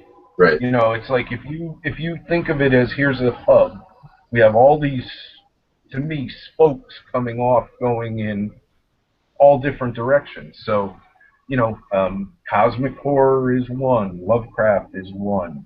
You know, and maybe even we have sections that are semi-color coded, like, you know, here's South American weird fiction, but you know, this writer and that writer have their own spokes. You know, we could say, you know, we could put Legati as a spoke somewhere in the general vicinity, perhaps, of Lovecraft, but they may start very close as spokes in a certain area, but they diverge. Campbell would be another one. His spoke perhaps would start very close, or maybe it's almost like a tree where Campbell starts as part of Lovecraft, but then he veers off until he's, you know, somewhere else. There is possibly, if you think of it as a tree, then the main trunk being weird fiction, and then you've got this huge branch that is cosmic horror, and then a lot of branches off of that. Sure, and those on are the that types of weird fiction too, of course. Yeah, and on that branch of cosmic horror, if we want to go way back, we're going to go back to Bierce. We're going to go back to Chambers. We're going to go back to Lovecraft. There are just, if you take Jeff and Ann Vandermeer's book, The Weird, which is what, 1,100 pages? I mean, it's like this. And you should take it. You should pick this up. Oh, it is a benchmark. On my site, it is, you should get it regardless. it is the weird fiction book to get if you want to get a good overview of weird fiction. Yeah. You'll see there's a Lovecraft story, there's a Jean Ray story, there's a Cisco story, there's a Machen story. These are all spokes coming off this, I'll call it, central hub. Weird fiction is just going, it's always been going in a million directions, is the way I see it. It may arguably start with, with supernatural ghost stories at some point, but it's diverged. And even though we may have areas within the radius of this wheel, like pulp fiction, but within pulp writers, whether we have Howard or Lovecraft or Clark Ashton Smith or Seabury Quinn or A. Merritt. I mean, look at how many different directions just that handful go off into. Hey, speaking of the weird, Joe and Rick, I was rereading. I had to get an MRI the other day, so I've got the weird on my Kindle. There's a Kindle version, so I'm reading it, and I was rereading one of my favorite stories, The Night Wire. I can't remember who wrote it. Can't remember his name, I think. Anyone remember?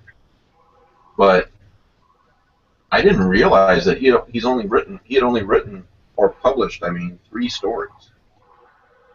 You guys remember that story, The Night Wire? I haven't. Off the top of my head, no. But Well, it's about this guy. It's set in the 20s. It's about this. Yeah, let me put you on the screen. Hang on. There you go. Can you look up who the author is? H.F. Arnold. Okay. Now here's the start of it, and now he's written 3. He published 3 stories, but yeah, he's in the weird because he's one of the. Okay, here's how it starts. It's a great start. There is something ungodly about these night wire jobs. You sit up here on the top floor of a skyscraper and listen in to the whispers of a civilization. New York, London, Calcutta, Bombay, Singapore, they're your next door neighbors after the streetlights go dim and the world has gone to sleep. Goes on from there. Yeah. And that while is a we're great talking about collection. While we're talking about this collection and weird fiction in general, let's just pick on the table of contents a little bit.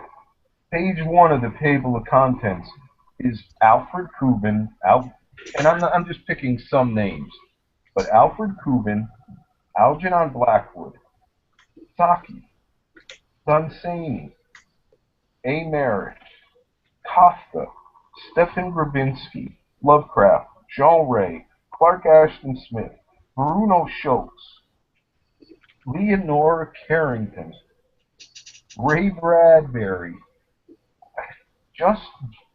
and that's just a random sampling of some of the names on page 1. Yeah. Voorhees, Shirley Jackson, Robert Bloch, Mervyn Peake, Johan Wilson, Dennis Etchison, James Trifty Jr., Ramsey Campbell, Michael Shea, F. Paul Wilson, Octavia Butler, Harlan Ellison, Lucius Shepard, Elizabeth Hand, Joyce Carol Oates, Poppy Z. Bright. And the stories are laid out, if memory serves, in chronological order of when they were published. But that's great. And again, I'm just picking out some names. Yeah. Lisa Tuttle, Mark Laidlaw, William Brown Expenser, Jeffrey Ford, Stephen King, Angela Carter, Tanith Lee, Kelly Link, Caitlin Kiernan, Cisco, Gaiman, Vandermeer, Ford, Ligotti, Blair Barron, Steve Duffy, Stephen Graham Jones. This just shows how many different directions weird fiction is going off in, or how much territory it encompasses. It literally is limitless when we look at this, because these spokes still continue to radiate outward. And sometimes they come together and twist around each other. It is like a tree. When we get up into those upper branches, what's springing off?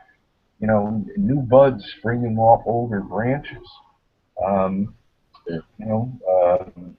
Everybody keeps saying we're in a weird fiction renaissance, and we are.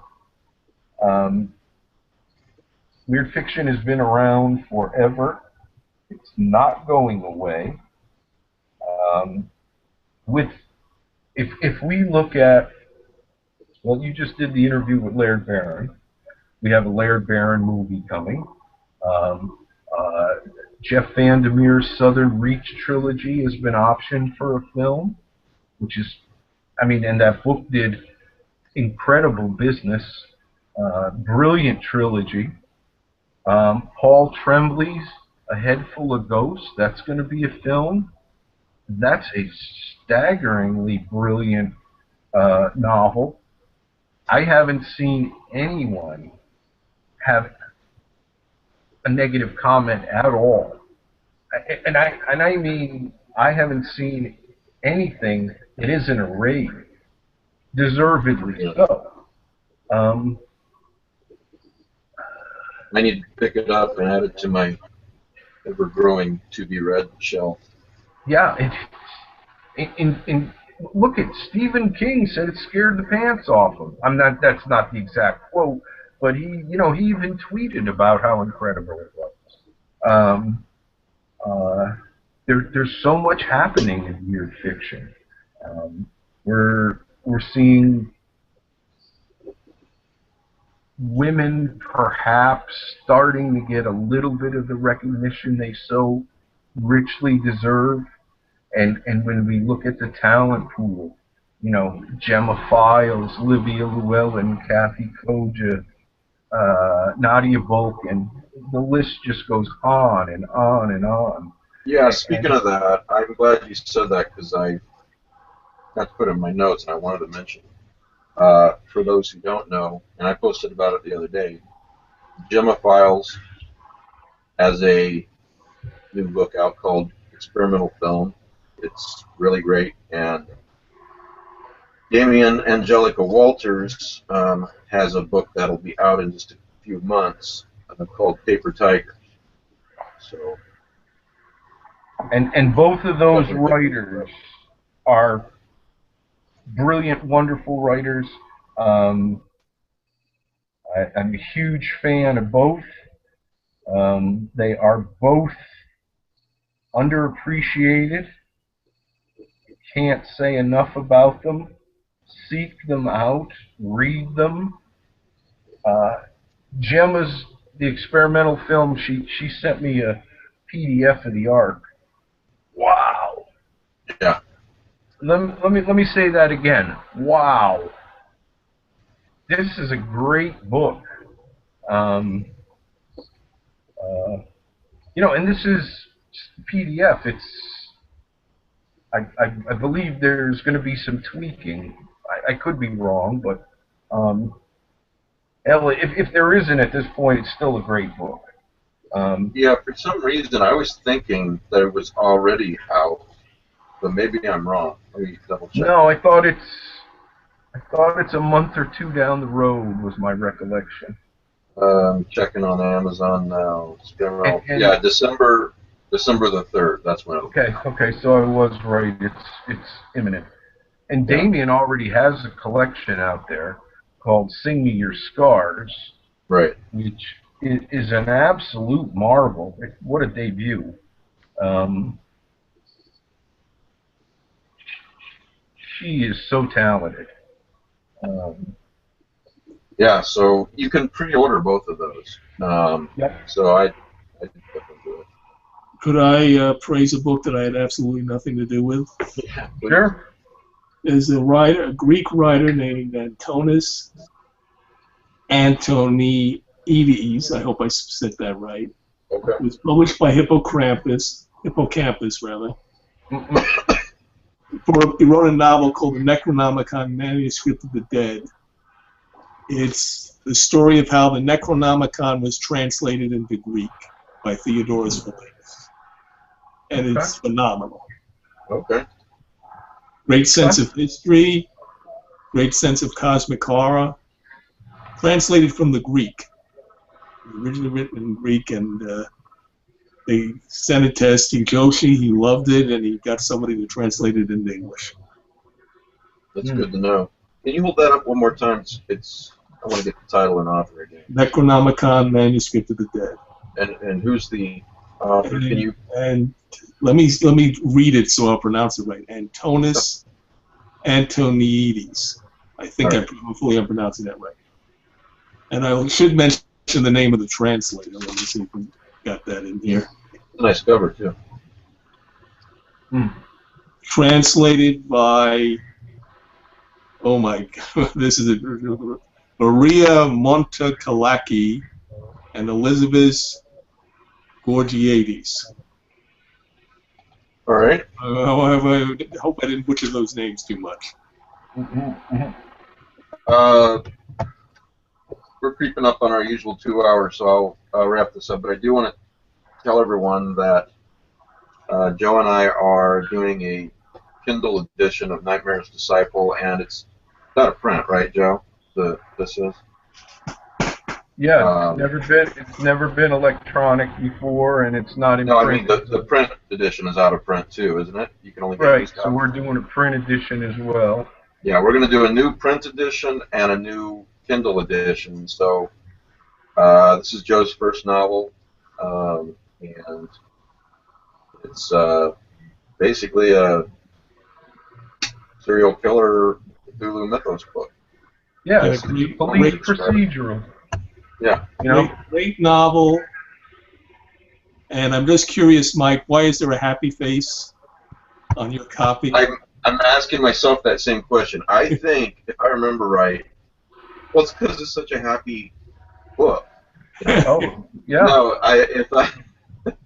if I remember that right, Logan gave me this. My son gave me this little happy face a long time ago, and I think when he did, I didn't want to lose it, and Nightmare's Disciple just happened to be on the top of my desk at the time, so I put it on Nightmare's Disciple.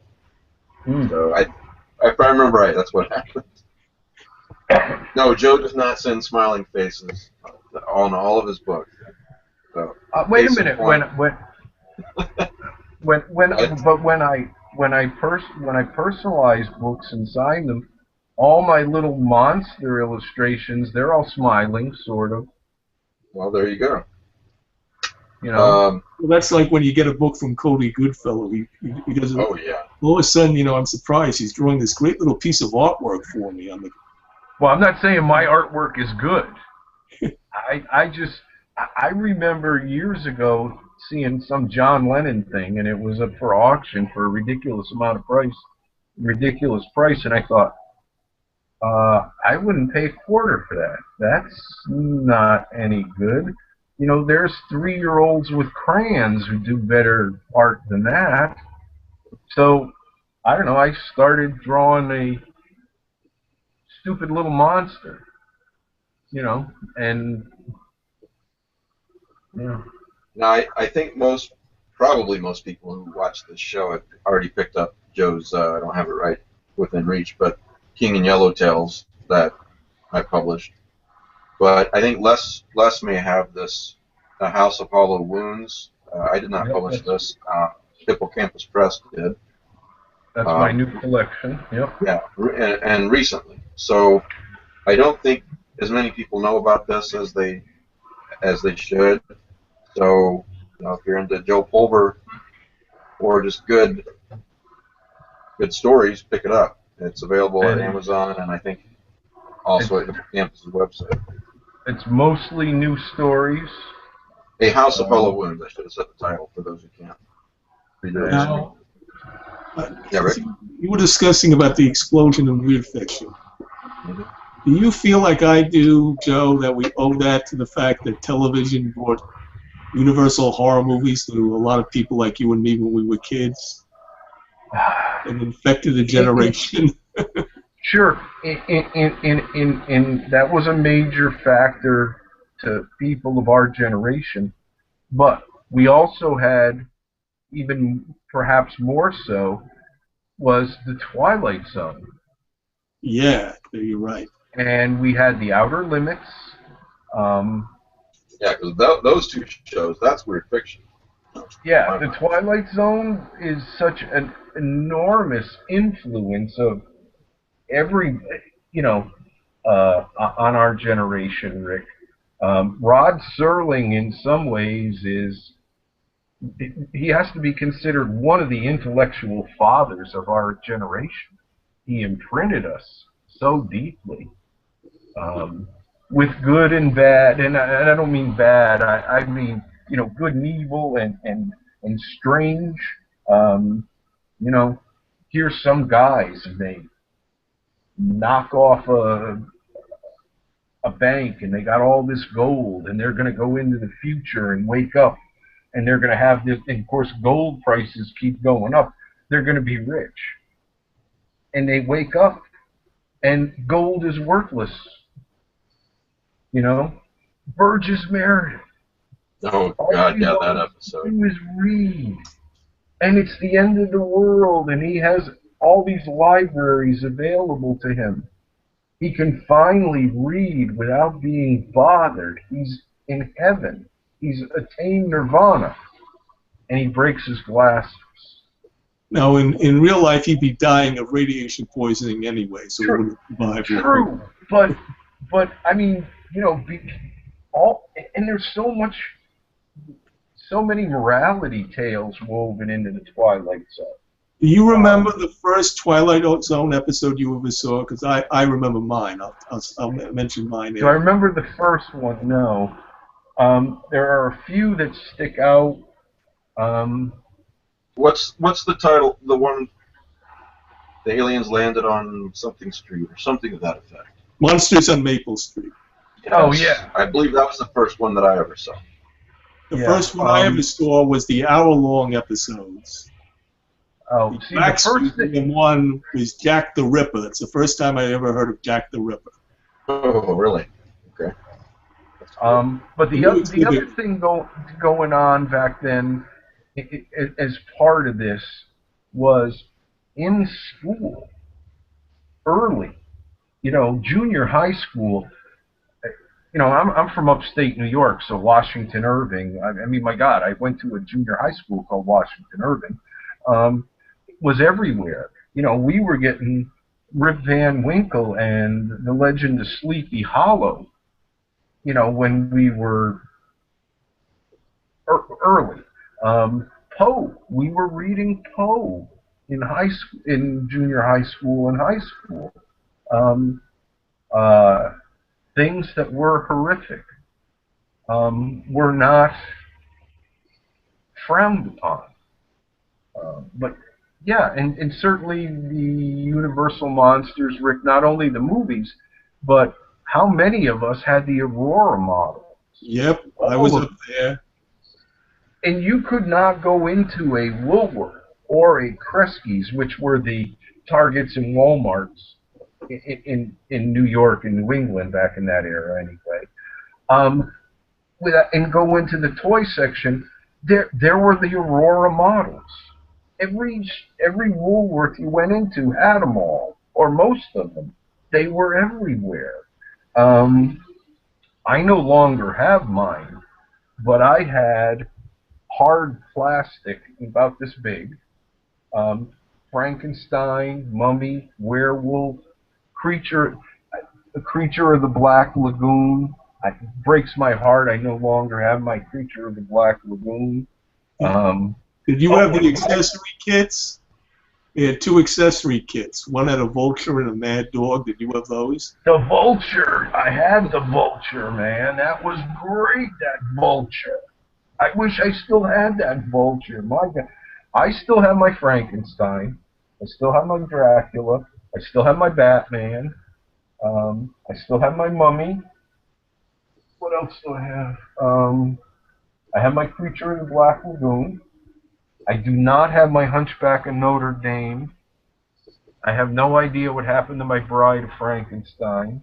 You have the Phantom of the Opera? I still have my Phantom. I don't have my Godzilla, and I don't have my King Kong. Let me tell the live viewers how they can win these 2 books of Matt's. Yeah, tell them how they can win some books. Yeah, okay, so Matt's giving away Dead But Dreaming 2. The other book he held up, I think the title was 3. It sounded like a great book. Yeah, I think that's what it was. All right, so just send an email if you want to. I do a random drawing. Usually do it the next morning, Monday morning. So even if you watch this later on Sunday night, you can get in on this. But send an email to Lovecraft eZine prizes at gmail.com. This is Lovecraft eZine prizes at gmail.com. Hey. And very important in the subject, please put title of the book you want. So in this case, either put 3 or put Dead But Dreaming 2. And you can go for both, but you can't win both. And you can say whatever you want in the body of the email, as in, like, Joe Pulver is awesome. You can say whatever you want. Yeah. And while as long as you're doing the subjects correctly. And then I will use random.org to choose someone in the morning. Yeah, okay, and while we're doing this, seeing as how we're giving away 2 physical books, let's give away an e-book of The King in Yellow Tales. So somebody out there who's just... We ran out of e-books of King in Yellow Tales. Oh, we ran out of e-books? Yeah. No, we Oh, okay.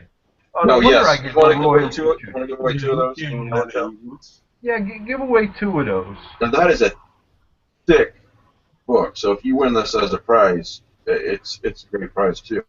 So same deal, Lovecraft eZine prizes at gmail.com, and I'll give away 2 Kindle copies of The King in Yellow Tales. Put The King in Yellow Tales in the subject. So, oh yeah, good idea. And you'll have a better chance of winning if in the body of the email you put Joe Pulver sucks.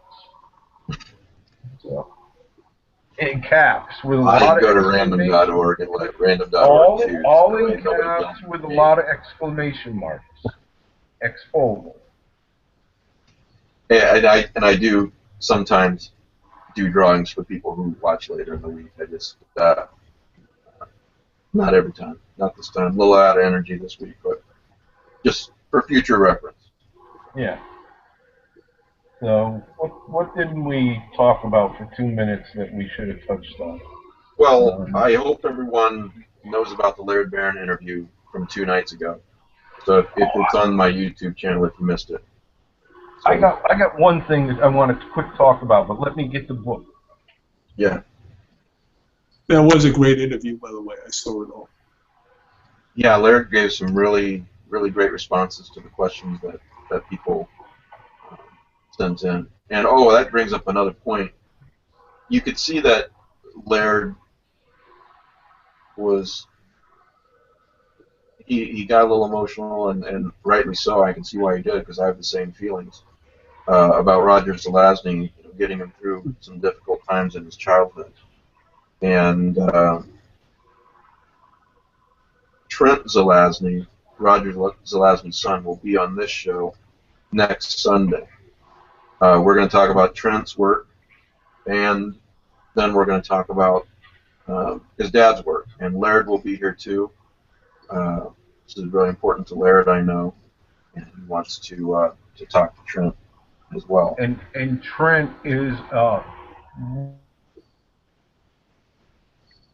You froze. really good. Oh, there you are. You can look his stuff up on Amazon. But Yeah, look up Trenton Celestio on Amazon. He's a crime writer, and he's a very, very good one. All right, Joe's plugging a book. Okay, go ahead. Okay, I talked about this before. It's The Glittering World by Robert Levy. Mm-hmm. Now, I was lucky enough he gave me a copy at the Necronomicon, and it was very high on my radar, so I was absolutely thrilled to get a copy. I read it, I loved it, I adored it, and I just want to say that he currently has a Kickstarter going to do an audio version of this. Oh, really? Can Okay. you give a little plot summary of the novel? I tell you what, I really want to read it. I really do. Let me just sounds great. Let me just read part of the flap. It's a long way from the grit of New York City to the stark beauty of Nova Scotia, and many years separate Blue Whitley's only two journeys between them. One occurred at 5 years old when his mother stole him away from the hinterlands of Canada to go to a grubby apartment in Hell's Kitchen, setting him on a wandering path that led from teen years as a club kid to a somewhat more settled existence as a struggling restaurateur. Now, 25 years later, he's returning to sell a house left to him by a grandfather he barely remembers. I don't want to give away anything. I think this is such a marvelous book that it needs to be read, and it needs to be read in the old style, where going in, you don't have a lot of information. You just need to let the language and the story take you on this utterly marvelous journey. Well,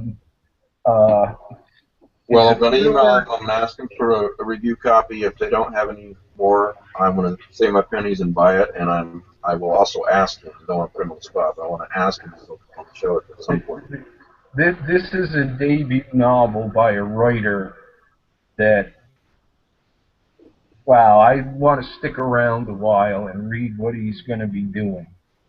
This guy is good. I instantly became a fan. All right, so I'm looking. Like I said, he's got a Kickstarter. Yeah, that's interesting. Did that start already, or is that? Yes, I believe it is. I just shared the link on my page earlier today. So you guys Google the Glittering World Kickstarter, and I'm sure you'll find it. I'm going to look it up too later. And if you can't contribute to the Kickstarter, share the link. Go to Amazon, take a look at what it says about the book, put it on your wish list. This is a really, really great book that I think will have a wide appeal to weird fiction fans. Well, we'll give everybody time to read it, me included. But I really love the premise of this book, and then I'll ask him if you like to do the show. I'm not putting him on the spot. Now, I just pulled up the Lovecraft eZine prizes email, and I want to know what the hell is going on with all this Joe Pulver is awesome emails I'm getting. Joe Pulver is awesome. Yeah. Tell those people to stop drinking, or at least send me whatever the hell they're drinking. Joe Pulver is awesome. Joe Pulver is awesome. There's several different emails. Here's another email. Joe Pulver is like the crazy old uncle I wish I had. That is all. Jesus Christ. Another great show. Thank you, Christian Wiseman. So. The crazy old uncle I wish I had. Uh-huh. Well, for $29.95. Really old. I'm cheap, ladies and gentlemen. I'm cheap. I got PayPal. You know, you want to get written into a story? Hey, we can talk, folks. Oh, I see a Matt Carpenter is awesome too from Kim, but yeah. Oh wait, no, there's a Mike is awesome now too. Oh no. Well, we knew Mike was awesome. Matt Carpenter, awesome. That person is drank. That's Kim Smeltzer. Yeah, she might. I don't know. I believe Kim has drank a dangerous amount of liquor this evening and needs to stop immediately. Wow. Yeah, so I will do that drawing in the morning. Anyway, yeah, that was a great interview with Laird, and in the next Yeah, it really week, I'll was. have an email. Sorry, what? I was crying when he started to cry. Yeah. What a, you know, I mean, what a gift to weird fiction Laird is. I mean, he's just an amazing writer, but his warmth and generosity as a human being, good Lord, we could use a lot more people like that, a lot more. Truly, wonderful guy.